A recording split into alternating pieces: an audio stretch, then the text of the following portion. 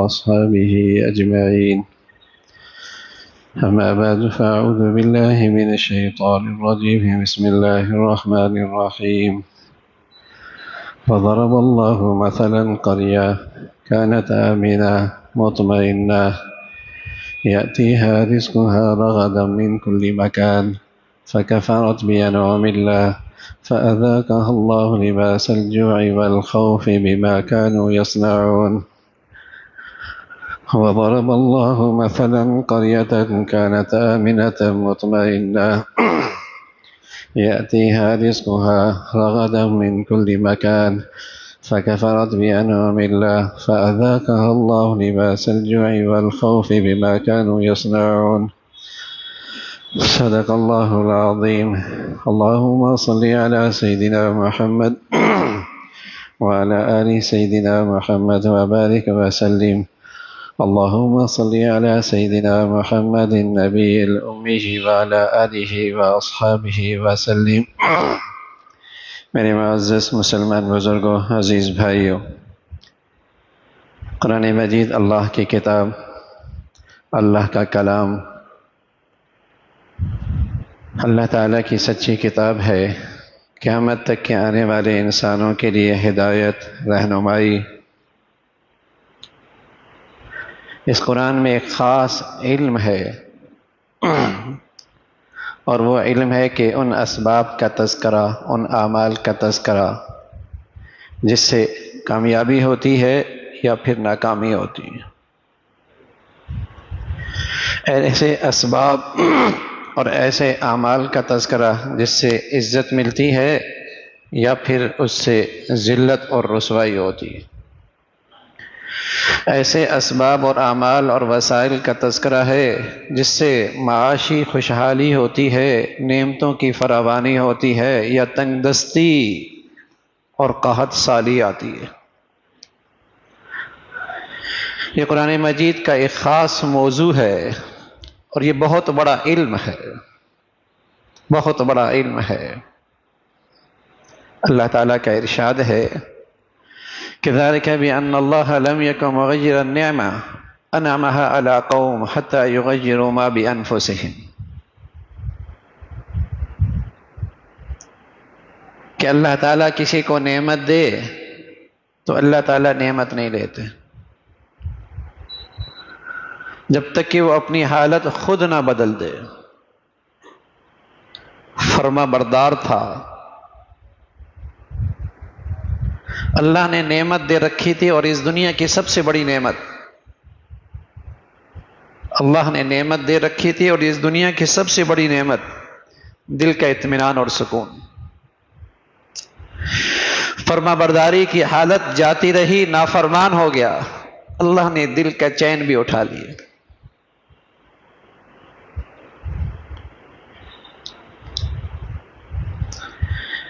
اس کے گھر میں اور اس کے معاشرے اور سوسائٹی میں امن تھا، اور امن ہی امن تھا اور اطمینان تھا۔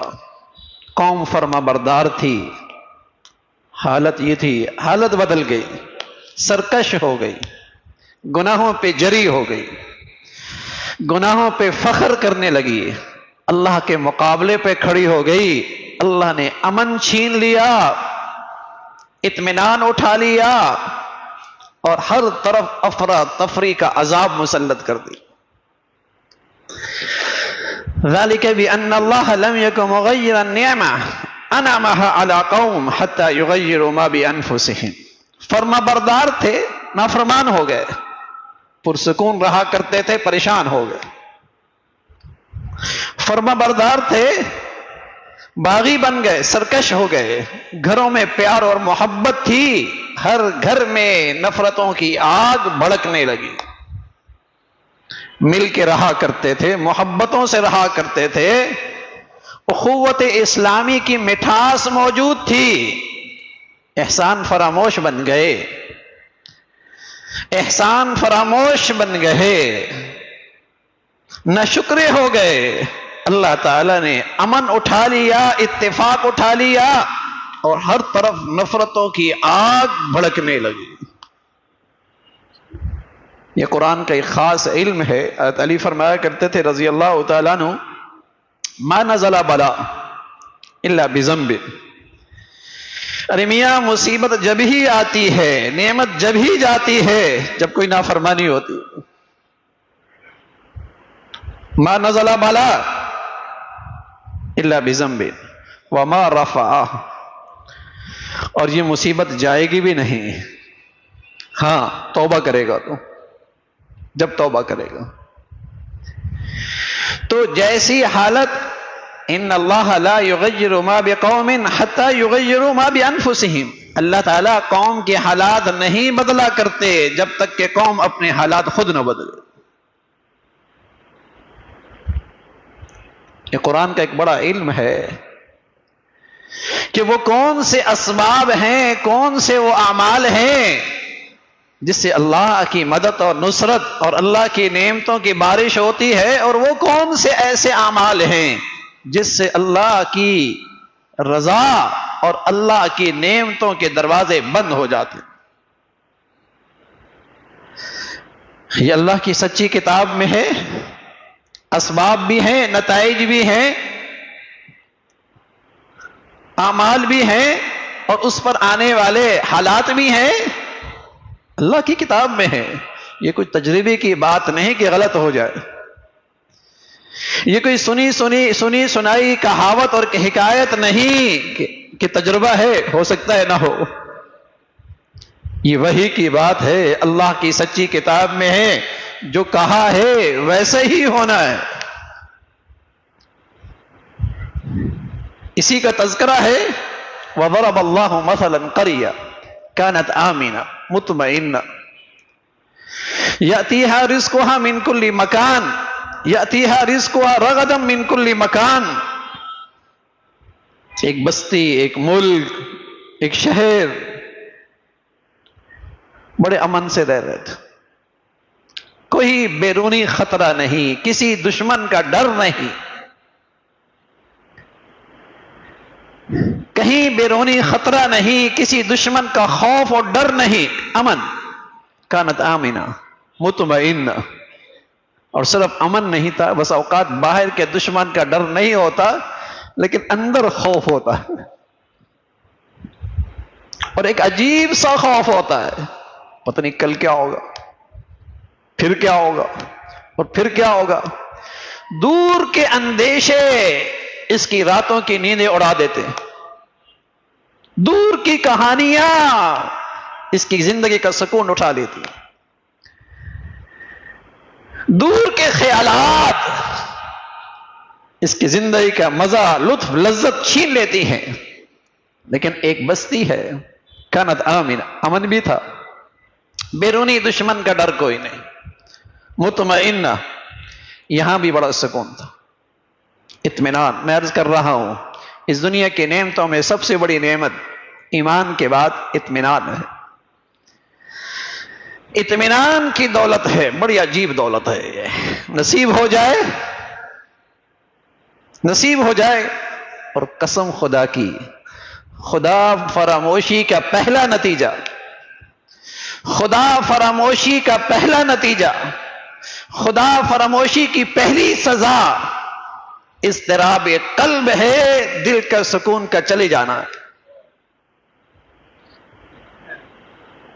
ہو سکتا ہے کوٹھی بھی نہ جائے، بنگلہ بھی نہ جائے، عہدہ بھی نہ جائے، منصب بھی نہ جائے، اسٹیٹس بھی نہ جائے، گناہوں کی زندگی ہو، یہ سب نقشے ہوں، لیکن گناہ ہو اور دل کا سکون ہو، یہ دونوں کبھی اکٹھے نہیں ہو سکتے. گناہوں کی زندگی ہو اور دل کا چین اور اطمینان ہو، یہ دونوں کبھی نہیں اکٹھے ہو سکتے. روئے زمین پہ نہ کوئی جھونپڑی ملے گی نہ کوٹھی ملے گی، دونوں کبھی اکٹھے نہیں ہو سکتے. خدا فراموشی، احسان فراموشی کا پہلا نتیجہ جو کسی معاشرے میں آتا ہے، کسی سوسائٹی میں آتا ہے، کسی گھر میں آتا ہے، کسی کی زندگی میں آتا ہے، وہ اضطراب قلب ہے، وہ دل کی سکون اور چین کا چلے جانا ہے. بڑی سزا ہے، بڑی سزا ہے. لاکھوں کروڑوں نعمتیں بھی ہوں اور دل کا چین نہ ہو تو ساری نعمتوں کا چوکیدار تو رہتا ہے، لطف نہیں لے سکتا. ان نعمتوں کی چوکیداری تو رکھتا ہے، مزہ نہیں لے پاتا. عجب سب بے چینی ہے، کچھ نہیں سمجھ میں آ رہا. گاڑی بھی شاہانہ ہے، سواری بھی بڑھیا ہے، ہیرے اور جواہرات بھی جسم پہ ہے، لباس بھی بڑا قیمتی ہے، اسٹیٹس بھی کیا ہی کہنے ہیں، لیکن کیا کریں، دل کا چین ہے، بے چینی ایسی ہے، آگ لگی ہے. خدا فراموشی، خدا فراموشی، احسان فراموشی کی پہلا نتیجہ، پہلی سزا، یہ نعمت چلی جاتی ہے. ذالک بأن اللہ لم یکن مغیرا نعمتا انعمها علی قوم حتی یغیروا ما بانفسہم. یہ امن، یہ اطمینان، یہ سکون، یہ محبتیں، یہ پیار، یہ اتفاق یوں ہی نہیں جاتا. فرما بردار ہوا کرتے تھے، فرما بردار ہوا کرتے تھے، اخلاقیات ہوا کرتی تھی، سچائی اور کچھ دیانت ہوا کرتی تھی، اللہ سے کچھ ڈر ہوا کرتا تھا، اللہ کا کچھ ڈر ہوا کرتا تھا. سارا خاندان باہمی شیر و شکر تھا، ہر ایک دوسرے کے درد میں، تکلیف میں سہارا بنا کرتا تھا. اپنائیت تھی، اپنائیت، پیار تھا، پیار، خوف خدا تھا، نیکی تھی. لیکن اللہ کا خوف ایسا نکلا کہ اللہ ہی کا باغی بنا. گناہ بھی کرتا ہے، اسٹیٹس بھی سمجھتا ہے، گناہ بھی کرتا ہے، فخر بھی کرتا ہے، گناہ بھی کرتا ہے، سرکشی بھی کرتا ہے. سزا دی اللہ نے، سزا دی اللہ نے. اپنوں میں بھی اپنائیت نہ رہی بھائی، اولاد میں بھی اپنائیت نہ رہی. میاں بیوی کی 30-40 سال زندگی ایک گھر میں گزری ہے، میاں بیوی کی زندگی 50-60 سال کی زندگی گھر میں گزری ہے، اپنائیت وہاں بھی نہ رہی. کیا سزا ہے، کیا سزا ہے، کیسی حالت بدلی ہے. اللہ کریم کہہ رہے ذالک بأن اللہ لم یکن مغیرا نعمہ. ہم کوئی نعمت دے، ہماری طرف سے کوئی عطا ہو، پھر ہم لے لیں، نہ نہ نہ. یہ فرما بردار تھا تو نعمت بھی تھی، سکون بھی تھا، محبتی بھی تھی، زندگی کا لطف بھی لیتا تھا. نعمتیں تھوڑی ہوتی تھیں، چیزیں تھوڑی ہوتی تھیں، سامان زندگی معمولی ہوا کرتا تھا، لیکن زندگی کا لطف تو تھا نا، زندگی کا ایک مزہ تو تھا. لیکن یہ فرما برداری جاتی رہی، نافرمان ہو گئے. مسلمان ہے اور اس کے گھر میں بے نمازی ہے، مسلمان ہے اور اس کی زندگی میں خیانت اور جھوٹ ہے، مسلمان ہے اور اس کی زندگی میں بے حیائی اور فحاشی ہے. رسول اللہ صلی اللہ علیہ وسلم فرمایا کرتے تھے، عبداللہ ابن عمر فرمانے لگے، ہم 10 آدمیوں کی ایک جماعت حضور علیہ الصلوۃ والسلام کی خدمت میں آئی. ہم سارے مہاجرین میں سے تھے. آپ علیہ الصلوۃ والسلام ہماری طرف متوجہ ہوئی ہے اور فرمانے لگے، عبداللہ، اے یا معاشر المہاجرین، اے مہاجرین کی جماعت، اعوذ باللہ، 5 چیزیں ایسی ہیں اللہ کی پناہ کہ تم ان میں مبتلا ہو، اس لیے کہ اس کے نتائج بڑے ہی تباہ کن اور بڑے فساد کن اور بڑے ہلاک کر دینے والے ہیں اس کے نتائج. پھر فرمایا، پہلی چیز، جب کوئی قوم کھلی بے حیائی میں مبتلا ہوتی ہے، پھر وہاں نتیجہ آتا ہے، ایسی بیماریاں اس معاشرے میں آتی ہیں جن کی ان کے آباء و اجداد نے کبھی نام ہی نہیں سنا ہوتا. کیا سچ فرمایا ہے، اور کیا آج نتیجہ دنیا دیکھ رہی ہے. کیا آج لوگ اس کا نتیجہ دیکھ رہے ہیں.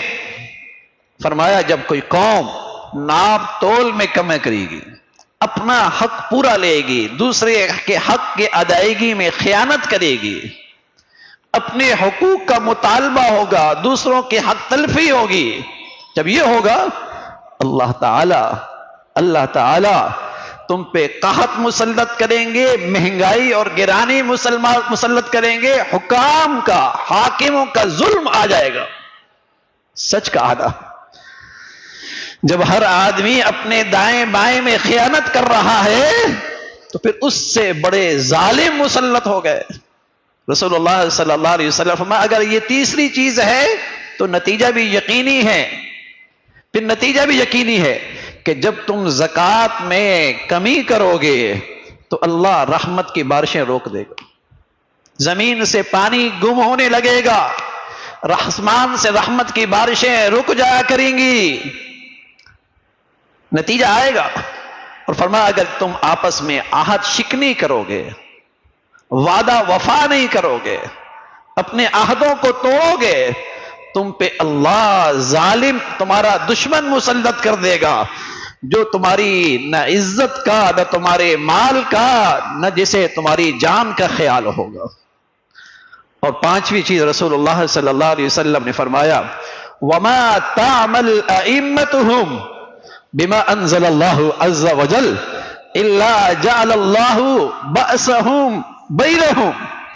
جب تم قومی سطح پہ اللہ کے عدل و انصاف کے قوانین کو چھوڑ کر فیصلے کرو گے، جب تمہاری عدالتیں، تمہاری پارلیمنٹ، تمہارے ایمان اللہ کے عدل و انصاف کے قوانین اور ضابطوں کو چھوڑ کر ضابطے بنائیں گے، قوانین بنائیں گے، فیصلے کریں گے، اللہ تمہیں باہمی خانہ جنگی کی عذاب میں مبتلا کر دیں. کیا سچ نہیں ہے؟ کیا یہ سچ نہیں ہے؟ الا جعل اللہ بینہم بأسہم بینہم، کہ جب تمہارے ایمان، تمہاری عدالتیں اللہ کے عدل و انصاف کے قوانین سے ہٹ کر فیصلے کریں گی، تمہارے آپس میں قتل و غارت ہوگی، تم آپس میں دستے گریبان ہو جاؤ گے. الا جعل اللہ بأسہم بینہم. یہ سچ ہے کہ جو اسباب بتائے اس پہ نتائج کا آنا یقینی ہے. تو اللہ کا ارشاد ہے ایک بستی ہے کانت آمینہ مطمئنہ، بڑے امن سے رہتی تھی، دلوں میں بڑا اطمینان تھا. یاتیہا رزقہا رغد، ہر طرف سے رزق کی فراوانی تھی، آسمان بھی رحمت کی بارشیں، زمین بھی سونا اگلتی، من کل مکان، مشرق مغرب شمال جنوب سارے تجارتی راستے بڑے پرامن. یاتیہا رزقہا رغدا من کل مکان. پھر کیا ہوا؟ پھر کیا ہوا؟ فکفرت بانعم اللہ، یہ احسان فراموش ہو گئے، یہ خدا فراموش ہو گئے. فکفرت بانعم اللہ، بھول ہی گئے کہ جس ذات کی یہ نعمتیں ہیں اس کا بھی کوئی حق ہے، جس ذات نے یہ دولت دے رکھی ہے اس کا بھی کوئی حق ہے، اور اس کا حق یہی تھا ان نعمتوں میں اسے راضی رکھتے تو اور دیتا اور لطف اندوز ہوتے. فکفرت بانعم اللہ، اللہ کی نعمتوں کی ناشکری کی. بہت ساری اللہ کی نعمتیں، انگنت ہیں اللہ کی نعمتیں، لیکن ایک آزاد ملک کا مل جانا یہ اللہ کی بڑی عظیم نعمت ہے. اور پھر نعمت اسلام کا مل جانا یہ اس سے بڑی نعمت ہے. ایک آزاد خطے کا مل جانا یہ اللہ کی بڑی نعمت ہے. پھر نعمت اسلام جیسی دولت مل جانا یہ اس سے بڑی نعمت ہے. بتائیے اس آزاد ملک کے ساتھ ہم نے کیا کیا؟ کیا ہم نے عقیدے کے مطابق اپنی آزادی کی حفاظت رکھی؟ کیا ہم اپنے زندگی کے فیصلے، اپنے عقیدے، اپنے ایمان، اپنے دین کے مطابق کرنے میں آزاد ہیں؟ غلامیت در غلامیت در غلامی. جب نعمتوں کی ناشکری ہے اور نعمت اسلام آج قومی سطح پہ معاشرے اور سوسائٹی میں اس کے تذکرے کرنا جسے کہیں کہ یہ عیب سا بن گیا، شرمندگی ہونے لگی، فخر کی چیز نہ رہی اسلامی زندگی. اپنی دینی ایمانی عقیدے کی زندگی پہ چلنا آج اس پر فخر نہیں. جب نعمتوں کی ناشکری ہوئی اللہ نے کیا سزا دی ہے؟ فرمایا فَأَذَاقَهَا اللَّهُ لِبَاسَ الْجُوعِ وَالْخَوْفِ، میں نے انہیں معاشی تنگی میں مبتلا کر دیا۔ فَأَذَاقَهَا اللَّهُ لِبَاسَ الْجُوعِ، اور خالی معاشی تنگی نہیں کہی، فرمایا اس تنگی کا لباس پہنا دیا، معاشی بدحالی کا لباس پہنا دیا۔ ہر وقت اندیشہ ہے، پتہ نہیں کل کیا ہوگا، پتہ نہیں کل کیا ہوگا، پتہ نہیں کل کیا ہوگا۔ فَأَذَاقَهَا اللَّهُ لِبَاسَ الْجُوعِ، اور دوسری سزا والخوف، اللہ نے خوف کا لباس پہنا دیا۔ اللہ کریم نے جو اسباب بتائے، نتائج تو آنے ہیں، نتائج تو آنے ہیں۔ مرچیں کھائیں تو زبان پہ کڑواہٹ، یہ نتیجہ یقینی ہے۔ نمک زبان پہ رکھیں، نمکین پنا زبان کا یقینی ہے۔ ہاتھ میں برف کا ٹکڑا رکھیں، ہاتھ کا ٹھنڈا ہونا یہ نتیجہ یقینی ہے۔ ہاتھ میں انگارہ رکھیں، ہاتھ کا گرم ہونا یہ نتیجہ یقینی ہے۔ یہ تو میرا مشاہدہ ہے نا، یہ میرا تجربہ ہے۔ قسم خدا کی اللہ نے جو حالات بتائے اس کا نتیجہ اس سے بھی زیادہ یقینی ہے۔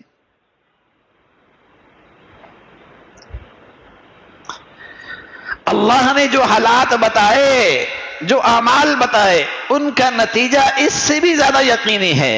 فَأَذَاقَهَا اللَّهُ لِبَاسَ الْجُوعِ وَالْخَوْفِ، لباس تو آئے گا، خوف تو آئے گا، اور یہ انسان کا اپنا کیا کر آیا ہے نا۔ اذا غیر غیر علیہ جزاء وفاقا وما ربک بظلام للعبید۔ اذا غیر غیر علیہ، جب یہ فرما برداری سے نافرمان ہو گیا، جب یہ شکر گزاری سے ناشکرہ بن گیا، جب یہ احسان شناسی سے احسان فراموش بن گیا، اذا غیر غیر علیہ، پھر اس کے حالات بھی تو بدلیں گے نا۔ جزاء وفاقا، بدلہ پورا پورا ملے گا۔ وما ربک بظلام للعبید، اللہ اپنے بندوں پہ زیادتی نہیں کرتے، جو بوئے گا وہی کاٹے گا۔ تو میرے عزیزو، یہ ایک وہ علم ہے جو قرآن کے صفحات میں بہت نمایاں ہے، یہ وہ علم ہے جو اللہ کے اس پیغام میں بہت نمایاں ہے کہ نعمتیں اللہ نے دی ہیں، پھر اللہ کی فرما برداری اور اس کی احسان شناسی اور اس کی شکر گزاری سے ان نعمتوں کی حفاظت کرو، ورنہ یہ نعمتیں چلی جایا کرتی ہیں۔ جو کچھ کہا سنا، اللہ تعالی عمل کی توفیق نصیب فرمائے۔ وآخر دعوانا ان الحمد للہ رب العالمین۔